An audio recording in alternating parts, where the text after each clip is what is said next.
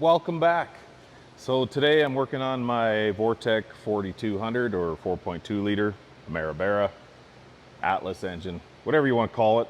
We are upgrading the valve springs to these Crowler valve springs. We've got the retainers from an 02 to 06 to accommodate that. We've got this special tool, part number J-44228-1. It's by KM Tools. That's so you can go around on each cylinder and do all 4 valve springs at the same time. And it's quite convenient. This is the actual compressor itself. Slides over the stud. Tighten this down. Grab your 11/16 wrench and compress the spring. Now I've got air pressure right now in the cylinders to keep my valves up and seated. That way the valve doesn't drop down in the engine. I've also got the rotating assembly anchored from spinning so that the air pressure doesn't turn the engine as well. So now that we've got that down in there, I'm gonna take this. Now this little tool, it just kind of sticks.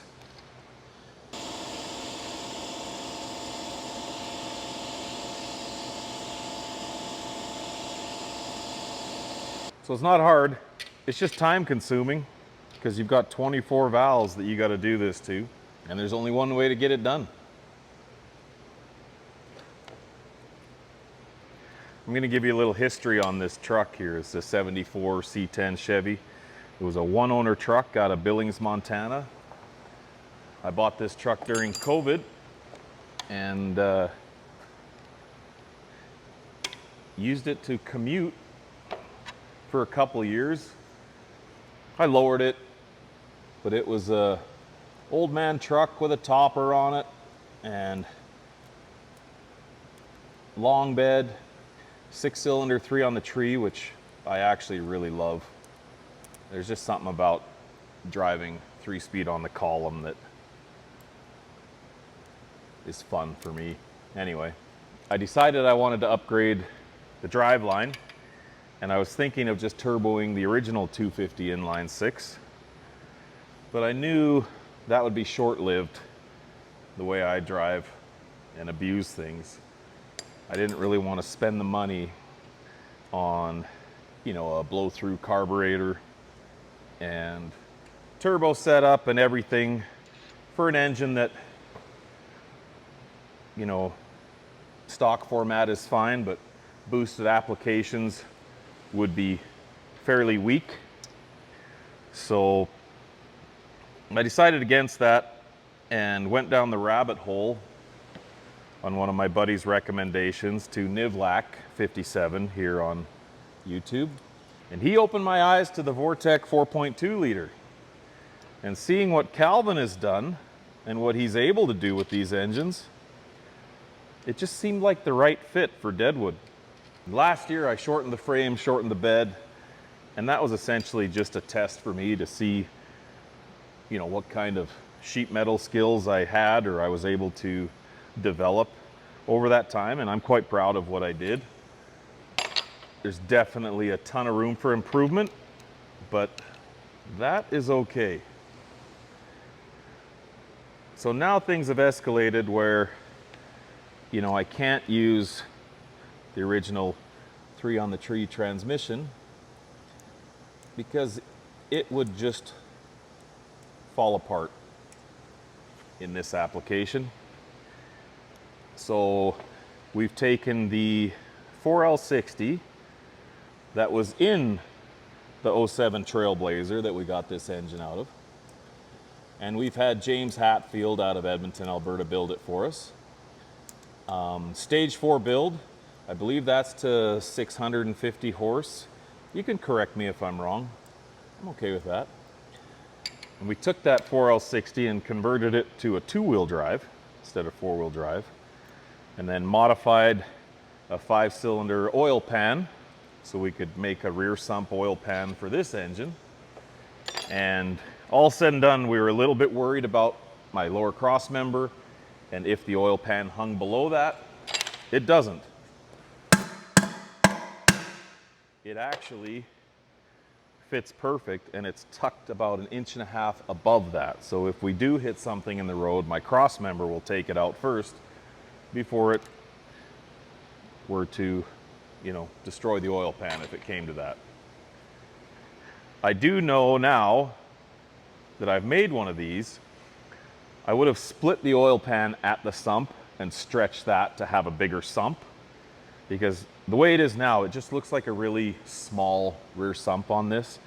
And I want to build a windage tray for this so I can have as much oil in that. The good thing about it is the rotating assembly is quite tucked up inside the block, so we're not going to have to worry about aerating the oil with the crank, but I do want to make a windage tray that allows more oil to stay down in the bottom than slosh around.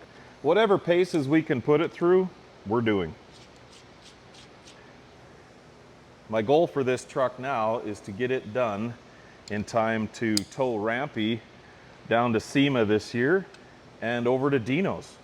Now I'm hoping to have about 500 horse to the ground in this truck when it's all said and done. I've got a turbo RPM tuning here in Lethbridge, set me up with a turbo. I can't remember the specs offhand. I think it's a 64 mil turbo. So we're going to use that and hopefully put down some good numbers.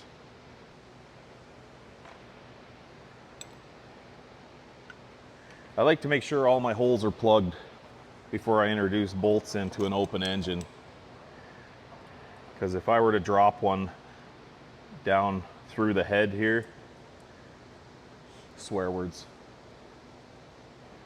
that would not be a good time.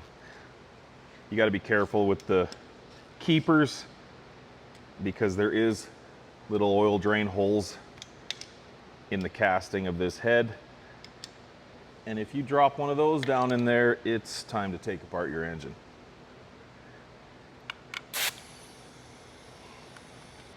Well, we're now on the 5th cylinder. And on the last one, we had a little bit of evolution of the process here. So the way this is shaped, it doesn't quite compress the beehive spring that's OEM and the retainer at the same time. The retainer kind of stays floating and it gets in the way, and I've been struggling getting the keepers out of there. So I just grabbed a fairly big washer that fits over the actual top of the retainer like that. I ground off a little edge here for clearance.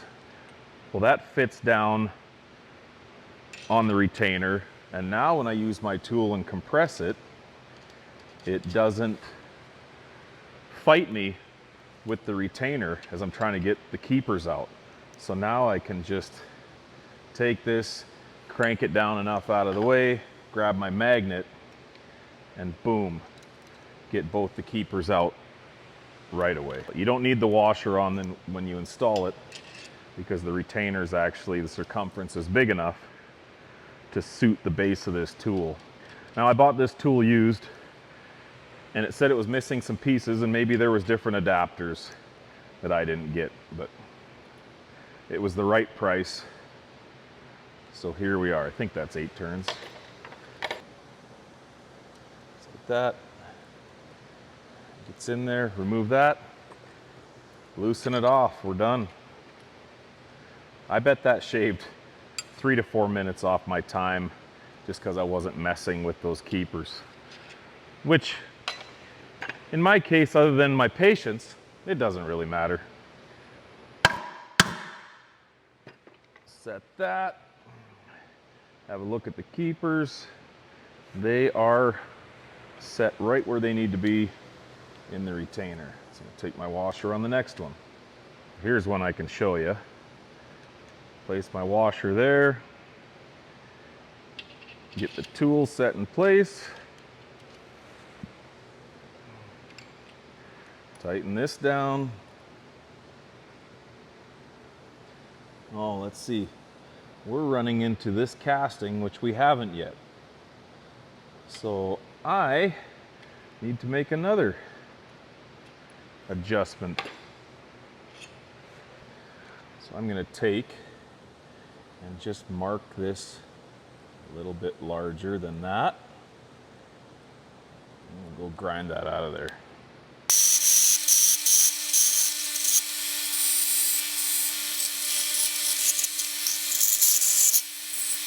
All right, let's see if that has the clearance we need. Looks like it does.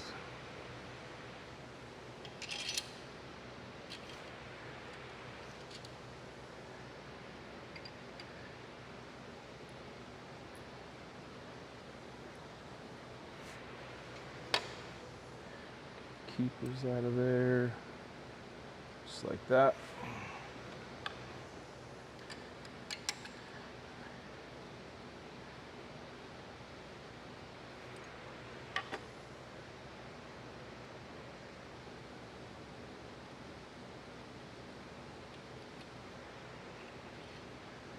Get the washer out. This comes out.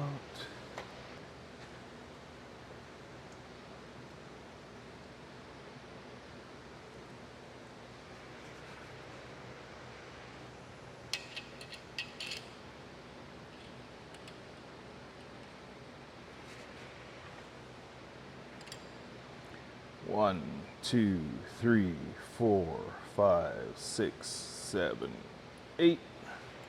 I found that if I put the keeper on the outside of my magnet, little daub of assembly lube there, I can then take this, set it right down on the top of the retainer, push it in, that's right where it's lined up. Now I can feed that keeper around to the top side out of my way. We take this, straight down in there, boom, right into place. Get rid of the magnet, loosen it off.